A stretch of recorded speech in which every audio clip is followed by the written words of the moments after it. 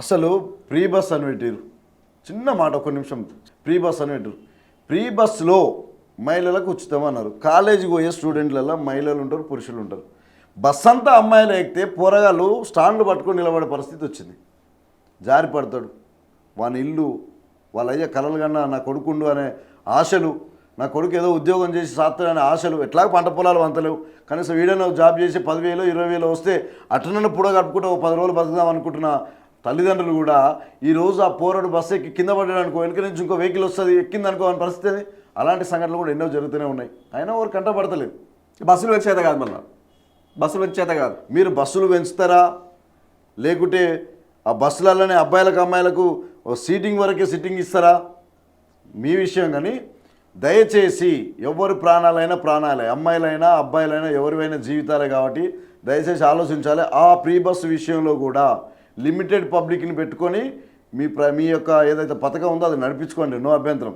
కానీ లిమిటెడ్ పెట్టుకొని పిల్లలకి, మహిళలకి, పురుషులకి పెట్టి బస్సు కెపాసిటీ వరకే ఎక్కించే ప్రయత్నం చేయాలి. అంతేగాని మొన్న ఒక వీడియో కూడా చూసిన, ఒక కండక్టరు బస్సు మహా అంటే ఎంత ఉంటుంది తెలుసా, అక్కడి నుంచి ఇక్కడికి 20 ఫీట్లు 25 ఫీట్లు ఉంటుంది పొడవు. 25 ఫీట్ల నుంచి ఫుల్ పబ్లిక్ మొత్తం లేడీసే. కండక్టరు మొగాయనే. ఆయన ఏం చేస్తుందంటే ఈ చివరికి టికెట్ల కోసం వచ్చిండు. ఆ బస్ స్టాండ్ కాడ రాగానే ఫుల్ అయిపోయింది. ఈ చివరి నుంచి ఆ చివరి దాకా పైన హ్యాంగర్స్ పట్టుకొని మా మనుషుల మీదకి వెళ్ళి నడుచుకుంటూ అవతల పోయి టికెట్ తీసుకునే పరిస్థితి వచ్చింది.